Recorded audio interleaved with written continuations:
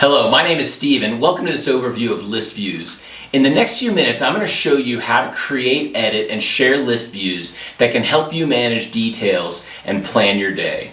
List views are a game changer in my opinion, and you can help your organization organize your business in a new way that increases results and reduces stress. When you're done checking out how to change your life with list views, we have a video at the end that shares other things that you and your team can do to increase results while reducing spending on Salesforce.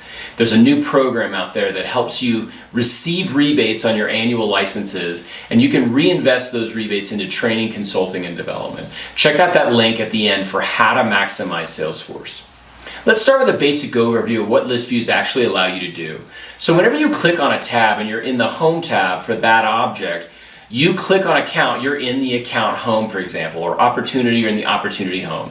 And the default view for any home tab is the pinned list view for that object, which is normally recent items. And if you click on any of the records in that list view, that takes you to the detail record.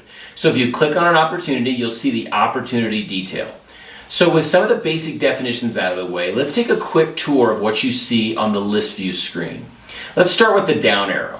To the right of the list view name, you see a down arrow which allows you to see the list of all the list views you have access to. Some of these might have been created by an admin or shared from other users. And next to this down arrow, you've got a pin, which means that you can pin a list view, and it will be the default view when you click on the tab. So it's the default list for the Home tab for that object. So let's say I change the pin from recently viewed to all opportunities. This would now be the default list view. Now, since I like the recently viewed tab, I will change it back to the pin view.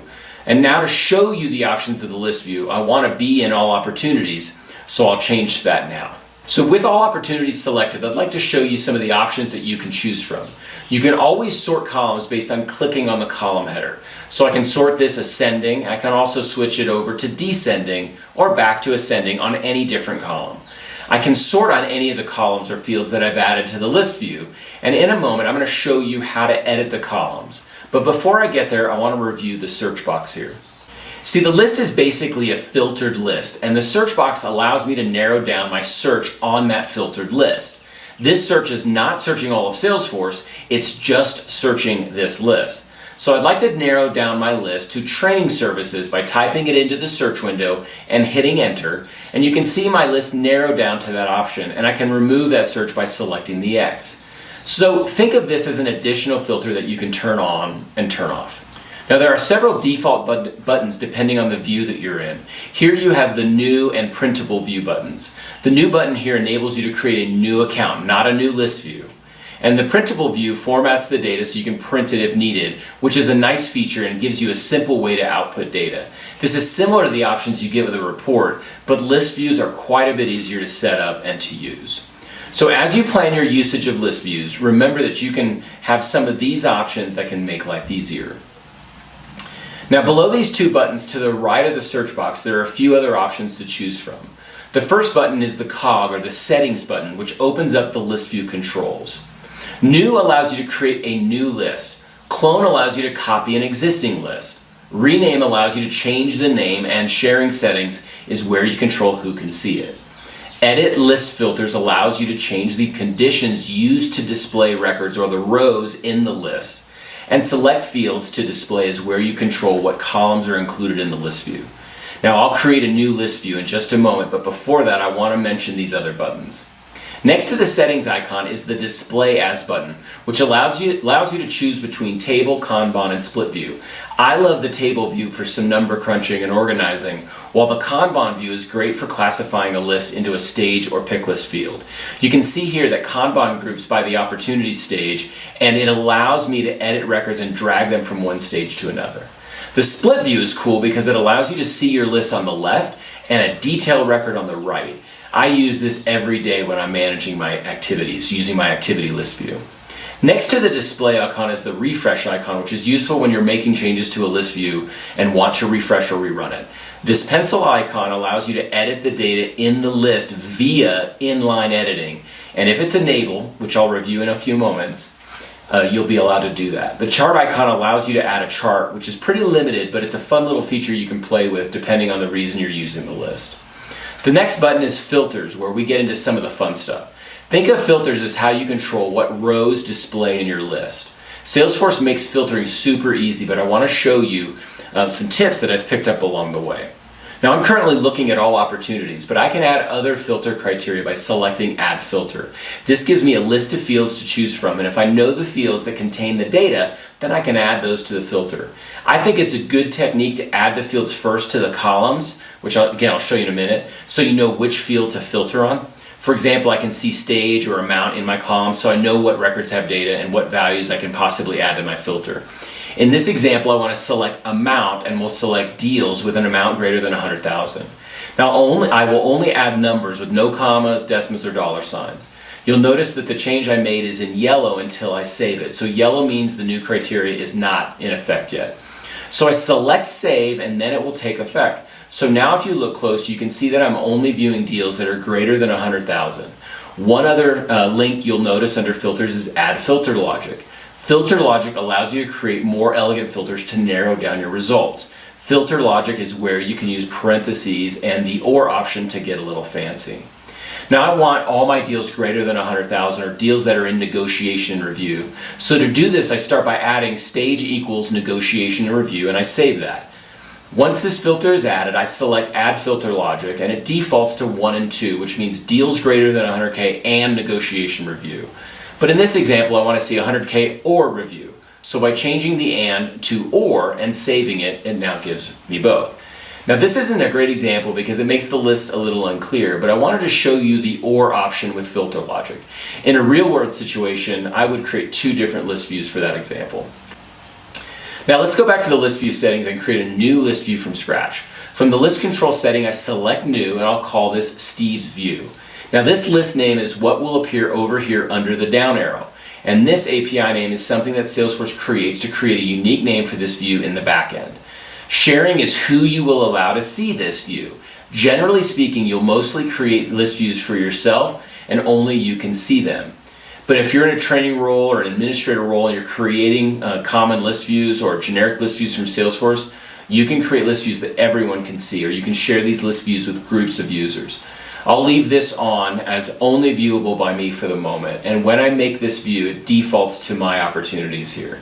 So these are a list of the opportunities that have that owner of the opportunity set to me, but I can edit the filters like I showed earlier, and I can set the opportunities to me and save.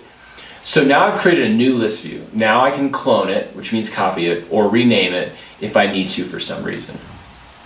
Now that you've seen this video, you might have people on your team that love your list views and they want you to share it with them. Sharing settings will allow you to share it with other users or groups of users. And finally, the select fields to display. This is where you can set the columns that you want to see, and this is really what makes this powerful. See, once you have the right columns in your list view, you can then use inline editing to make changes to the record. So deciding what columns or what records are in the columns can be very useful. On the left are all of the fields that are available on opportunities, and on the right are all the fields that I'm currently displaying. So let's say, for example, I want to add next step. I would select next step. I could push it over here, and then maybe I wanted to move it up a little bit. So maybe I move next step up to the stage. So now I hit save, and I see what my changes look like. The final part of list views that I want to share with you is the concept of inline editing. Inline editing is one of the really powerful things you can do with list views. Inline editing means that I can make changes directly to the record right from the list view. So let's say it's Friday afternoon and you're prepping for your Monday deal review. You pull up your opportunities and you want to update the stage of those deals shown in the list view. Inline editing allows you to do that. So I can change this opportunity name from AI Solution Implementation by adding V2. I can make a change to that in real time without having to click into the record. And if I want to change the stage, I can change that from qualification to needs analysis. I'm making the change quote-unquote inline, like I said, without having to make extra clicks. So for inline editing to work, I need to check several settings in my user interface. Here I select the settings gear or the cog, and in the quick find I type in user interface. I scroll to the bottom of the options and select user interface here on the left, and on the right side you want to make sure that enable inline editing and enable enhanced lists are selected. In addition to those settings, you need to determine if the records you're displaying are affected by a record type, which I'll show in a second. So in my example, I'm not using record types on opportunities. And I know that because of this, as soon as I set the options in the user interface, I'll be able to make inline changes. If I wasn't able to make inline changes, then I would have to add the record type to my filter. My opportunities are not using record type, so I don't have to do that. Now there's a special field in Salesforce called record type, and if that field is being used on an object, you have to add record type to the filter and then filter on each item in the record type.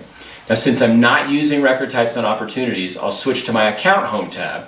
And you can see here when I click the edit button, Salesforce tells me that I need to add record type to the filter. So I set the inline editing option, but Salesforce noticed I didn't have record types in my filter. So here I click the filter button on the list view and add account record type.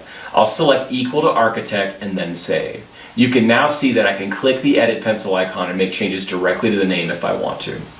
So the short answer is to allow inline editing, you need to set those two options under user interface. And if you're using a record type, Salesforce will tell you, and then you need to add it to the filter criteria. So that's it. Thank you for watching this video. On the screen and in the description, I've included links to our Salesforce user training playlist. I've also included a 5-minute video that will share 3 strategies that we use to increase results and reduce Salesforce license costs through a new program called OSP. This video shares a new way to get rebate dollars from your annual Salesforce licenses that you can use for training and consulting. Please spend a few more minutes of your precious time with us, and we will help you take Salesforce to a whole new level in your company. Please, finally, like and subscribe, and we'll see you soon. Thank you.